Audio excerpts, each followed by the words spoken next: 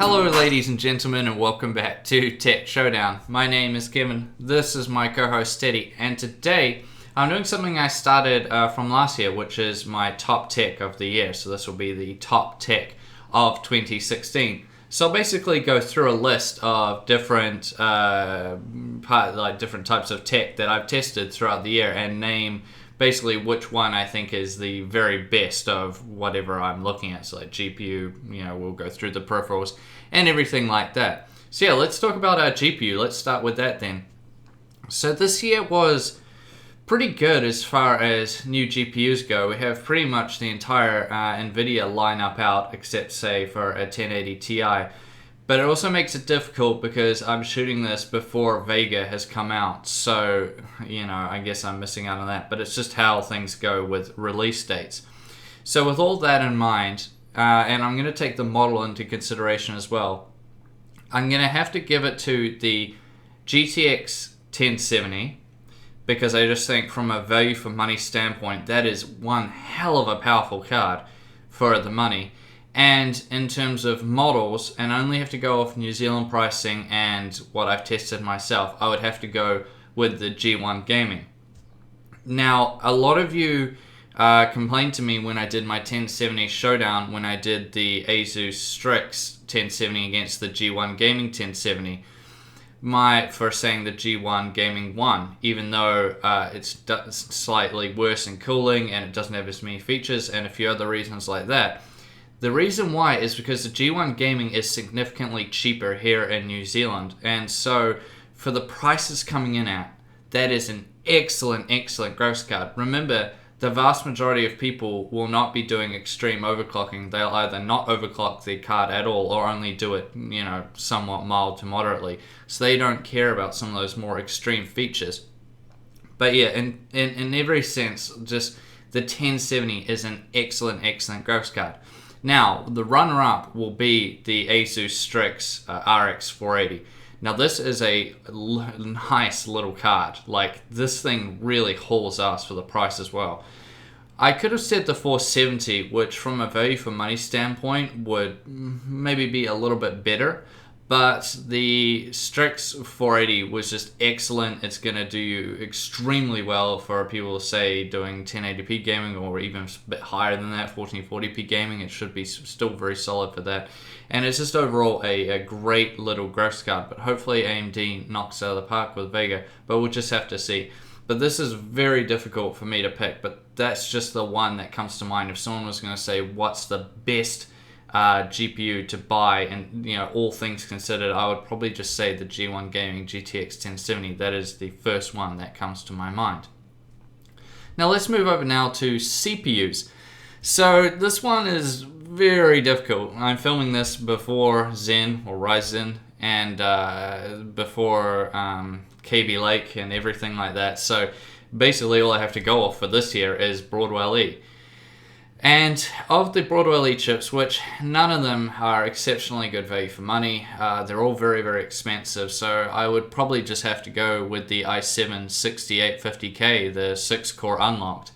Not because there's anything particularly good about it, just because that one from a value for money standpoint and, for a power standpoint and that is a really good Broadwell E CPU. Now, if you want a bit more power, you can jump up to something like what I have, the 6900K, which is the 8-core 16-thread. But the vast majority of people, these CPUs are just mega overkill. They're not going to be, if you're just going to be doing gaming, then just completely stay away. But if you're doing productivity stuff like me as well as gaming, then they are a bit more appealing. But yeah, I sort of say that CPU begrudgingly because there's not really that much to go off. Hopefully next year I'll be able to do a much better one with AMD starting to come in the frame, and I think it'll be a lot better. Now let's talk about motherboards then, and again we're sort of limited to, like, X99 isn't new, but these new refresh motherboards are, so I guess we would have to go with them. And for that, I would say the MSI X99A Gaming Pro Carbon, which is what I personally run in my rig. Also, Brian from Tech City, he also runs that same motherboard in his X99 rig. And it's just fantastic. Me and him both agree it's extremely good. I was running an Asus motherboard before in this, but it just wasn't that good. I was having problems with it. And this one is perfect. It's extremely good. Loads of features. It's got full RGB and stuff, which is, some people I guess will like that. But no, I think it's a really good looking, really good for overclocking. I've had no instability problems here, and it's just all round a great X99 motherboard. And it sort of comes in like the mid-range type area in terms of pricing. Now let's move over to some peripherals, and we'll start with the monitor. So which monitor did I like the best this year? And for this, I'm going to have to go with the AOC Agon AG271QX, the 1440p 144Hz FreeSync monitor. Now this one to me was just the ultimate in value. Now it did have its downsides, mainly that the picture quality, being that it was a TN panel, wasn't the greatest. However, that aside, everything else it did was really, really good. And this thing is cheap, like really cheap. By comparison to its competitors. So yeah, I really liked it. 1440p high refresh rate is, it's just phenomenal to game at. It's just so nice. Being FreeSync as well, if you're running an AMD graphics card, that's really good too. You won't have any tearing, any funny stuff like that. So yeah, this one was just, I picked it because it is just such good value. You just can't do better right now in terms of a really solid gaming monitor. This one absolutely knocks it out of the park in terms of value for money. Let's move on now to laptop. So this one, this one's sort of funny for me because it's pretty much the same one as I picked last year. So last year I picked the MSI GS40, which I just like because it's just compact, it's powerful, it's well built, it's just a really nice little gaming laptop. And so this year I picked the MSI GFS 43 VR, which is essentially like GS43. It's just the next model up. However, because it's jumped up to the new generation of GPUs, the 1070, and I think, I'm not sure if you can get a 1080 with it, but the performance has nearly doubled, as I covered when I did my full review on it. And that step up is massive. Overall, I just love it. There's still nothing to me that I like better. It's small. It only has a 14-inch display, which some people don't like, but I find it really nice. It's just a nice, compact, super powerful laptop, gaming laptop, and it just did well in basically every area. Yeah, it is still quite expensive, but it's just a great all-round little gaming laptop, and that's the one I have to give it to. There's just nothing I've tested, really, which is as good all around the board as that little GS43 is. Now, gaming mice wise, so for this one I'm diving away from the value for money type thing, and I'm just going with the one that really just impressed me so much, and that's the Logitech G900. That is without a doubt the best gaming mouse I have ever tested. It is so good and I absolutely love it. The fact that it can sort of seamlessly go between wired and wireless really easily, which is quite cool for a lot of people, but also just everything about it. The shape is so comfortable. The sensor is fantastic. It is so good. Clicking and everything was awesome. It's just all round an absolutely phenomenal gaming mouse. Now it does come with quite the price tag to go with it. However, I think it's fully worth it.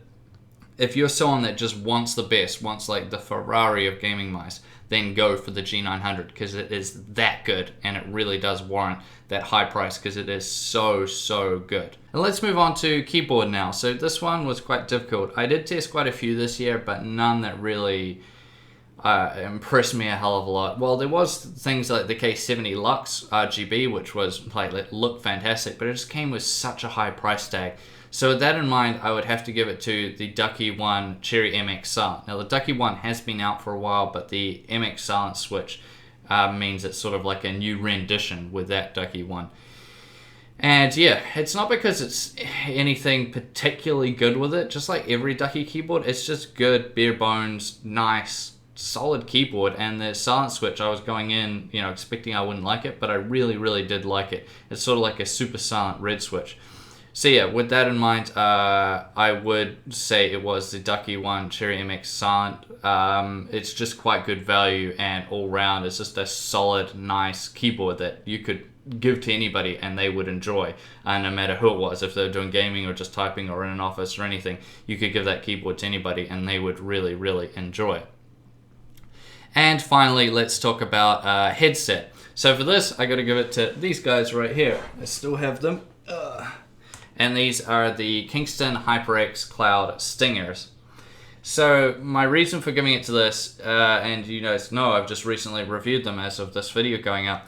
The reason is they're just extremely good value. These are comfortable. They sound pretty good. You know, it's nothing. It's not going to blow you away, but it's still pretty good. And they're just nice. They're coming in at extremely low price as well. Now the microphone's rubbish, but if you can get over that, overall these are a great pair of headphones. And yeah, I just can't recommend them enough. I would happily use these every day without too much of a worry. Yeah, if you're someone who takes your audio really seriously, you might be a bit disappointed by them. But aside from that, yeah, does a really, really solid job. So I would say the Kingston HyperX Cloud Stingers are my #1 in terms of value for money headsets. These just are extremely, extremely good. And that rounds out this video. So that was my top tech of 2016. Let me know in the comment section down below whether you agree with me or disagree with me and with the selection that I made. Now these are only ones I've tested, so you guys can probably maybe correct me, but those are all the ones I've personally tried, so that's what I'm basing all of this off. Now I hope you enjoyed this video. Please subscribe to Tech Showdown if you haven't already, and like the video. And as always, I'll see you guys next time.